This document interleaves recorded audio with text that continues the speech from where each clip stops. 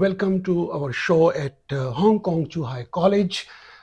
Today we are here to discuss the Teng Fong Sino Group Belt and Road Research Institute in this college. We will shed light on different aspects of this institute, and also will explore the opportunities for the global student at this institute.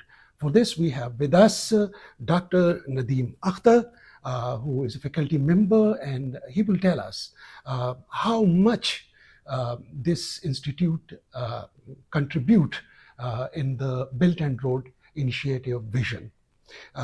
Thank you for joining us, Dr. Nadeem. A pleasure. Tell us about this institute. Thank you very much. In fact, this research institute was established in 2020, exactly at the time when there was a COVID.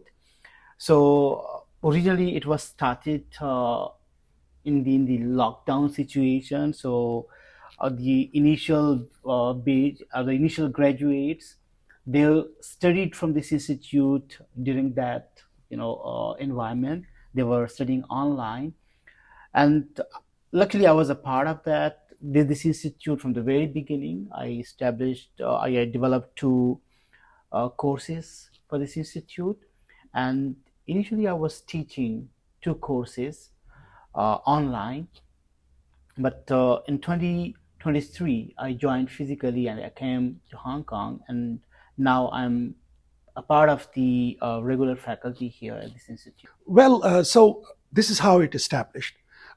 What kind of studies this institute offer for students? In fact, we have two master programs. One is the Master of Social Sciences in International Relations for Belt and Road countries, and another one, Master of Social Sciences in International Business Management for the Belt and Road countries. So it's for 1-year program, and in both, basically we are. But we have seen a 2-year offer also over here.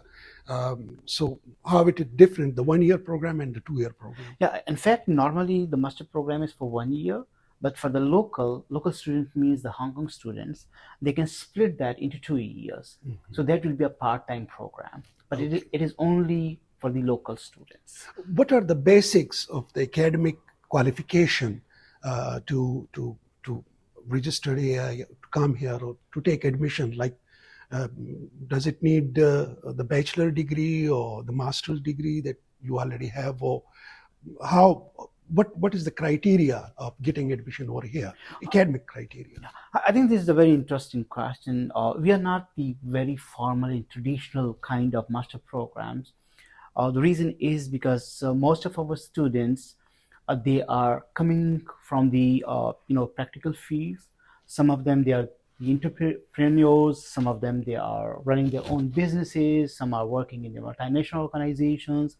So they are coming to join our institute with a very rich market experience. Mm-hmm. So we are not, very much that kind of, traditional master program.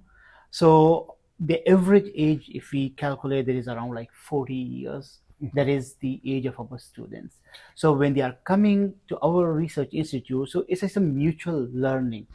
They are sharing their practical aspects, and we are sharing the opportunities which are coming under this Belt and Road countries.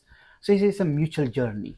If it's a Belt and Road initiative, if a student, or if a professional sitting in Bangladesh, in Middle East, in South Asian countries like Pakistan or Sri Lanka, or even for that matter in US, the Pakistani diaspora who are living in Europe and in US, how would they apply to take admission over here? Like, how is the admission process, how it started? Okay. In fact, the minimum requirement, of course, is the bachelor program. They should have the bachelor degree in hand. And apart from that, we are exclusively running our programs in English. So they should qualify the minimum criteria, that is at least 6.0 band in IELTS. So that is the minimum requirement, and they can apply online because we have the website. They can go there, they can search for the the whole programs, the courses, and they can what are the required documents. They can prepare that, and then they can apply online wherever they are. It doesn't matter, there is no regional bondage, so they can apply from anywhere. Okay, if you could tell us about the amount of money that they have to submit or deposit over here, like in US dollar, how much roughly, just a rough estimate? There are two ways. Number one is that, like, initially they have to apply online, and there is a application fee. They have to submit it, and after that, it goes through a procedural selection process. Initially, their documents are checked, and then there is a departmental interviews, and after offering the letter, so they are asked to get the they are offered the admissions, and after that they are supposed to submit at least for one semester fee. But if they can submit it both for the whole year, so both options are there. But normally in two installments they can submit their fees, and it is around, like, if I can't calculate exactly at this time, like in US dollar, but if we see in Hong Kong dollar, so it's almost like 155,000. Okay, okay. Tell us about the like. Is there any scholarship that you offer yearly, or no scholarship so far for the international students? Yeah, we do have, but it's still in the process. Last year we got two international students from Turkey, and we do have at least one or two scholarships for the international students. How many countries so far, the youth or the citizens of how many countries have already studied here? If you see particularly in our own school, in our own research institute, so mainly from India and from Turkey, but we are still in negotiations with some of other countries. We are collaborating with some of the universities. Like the Central Asian countries? Exactly, like from the Central Asian countries, we have from the East Asia, even from Europe. Like we have some, we have the MOU with the universities in Greece, and we are also trying to develop some kind of collaboration with the university from Hungary. So we are gradually expanding, because as I mentioned in the beginning, that we have a very in the very beginning phase. Yeah, but only like still there I can found a diversity even among the teaching staff. So tell us about your faculty members, like from how many countries, or because it offers a diverse culture over here in Hong Kong. I think one of the beauty of our department is that we are having the faculty members who are originally at all along the Belt and Road countries. Like I'm from Pakistan, we have a faculty from Iran, from Uzbekistan, from Ukraine. So that shows from Lebanon even. Yeah, from Lebanon. So that shows that how our research institute and department, it is dedicated to bring the real ground realities to the students to understand the different culture background, economic background, and the relations with China under these Belt and Road countries. What kind of courses do you offer for students, like for strategic thinking, or for business and trade, and for even media courses? So tell us about courses. What kind of courses do you have in the institute? In fact, if we say like in the broader term, so basically we are focusing on the geoeconomics and geostrategy, and along with that, as I mentioned in the beginning, that we have two master programs. One is related with the international relations. So anything which is happening under these two mega terms, so that will also affect international relations.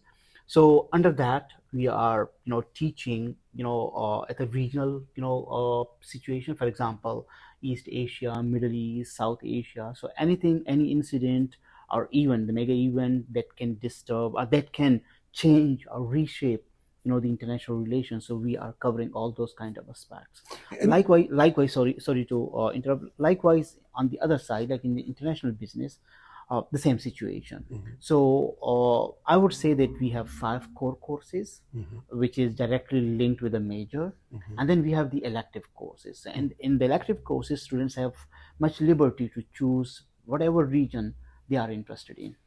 And beside that, what I have found that you also offer research work.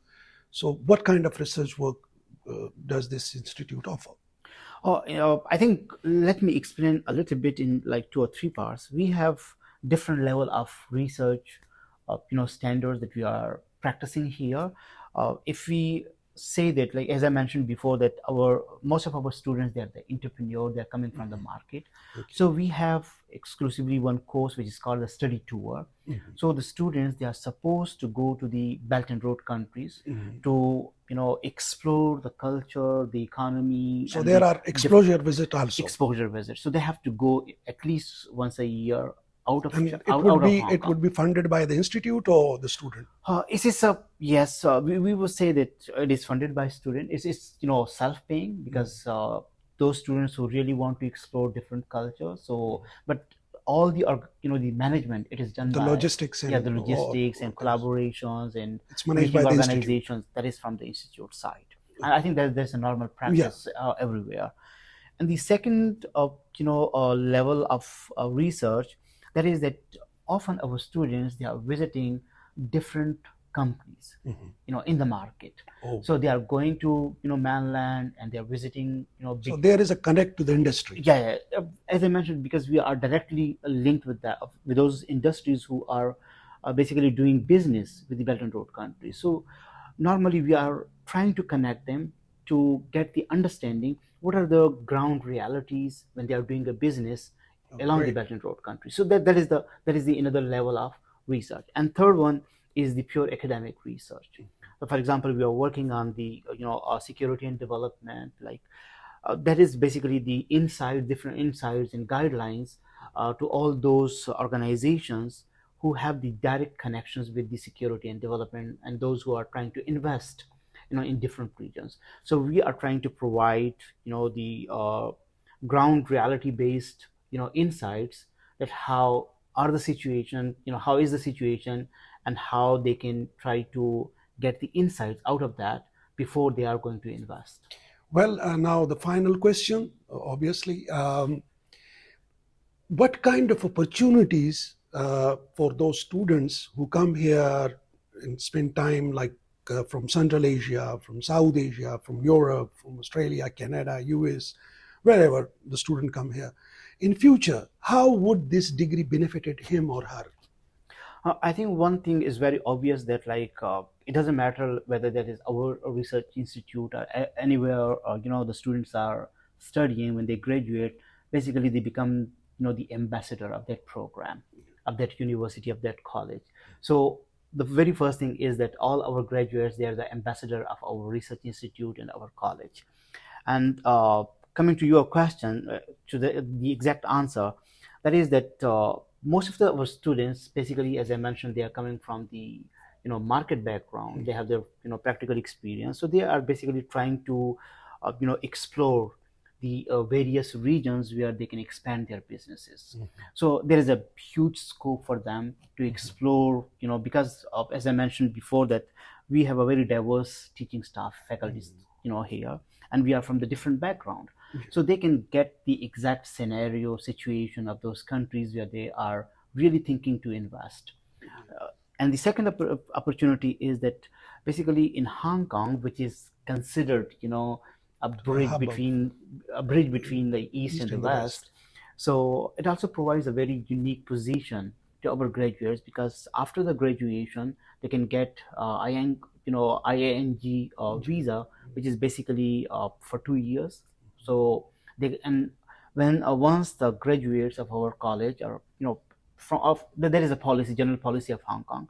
So once they graduate, they can get 2 years visa, and they can bring their spouse, their kids here. They can study here, and they can work here. they can work here.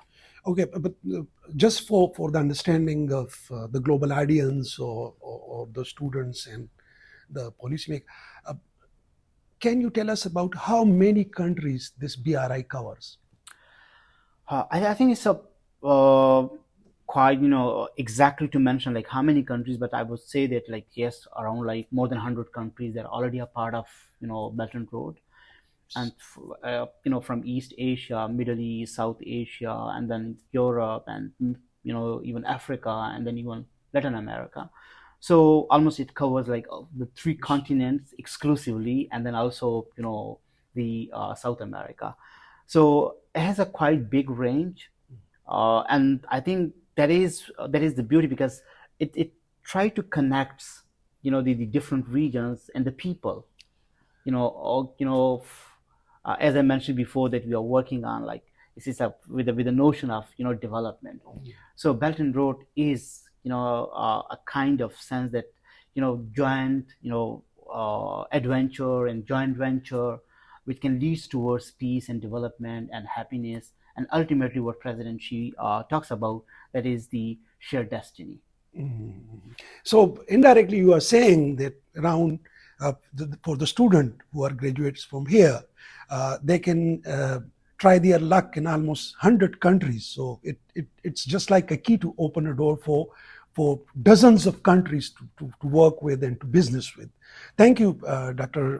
Nadeem Akhtar.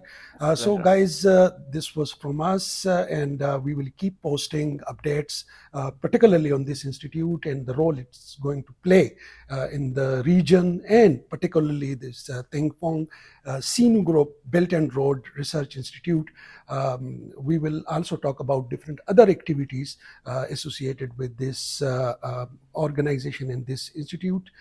So from us, goodbye and good luck for now.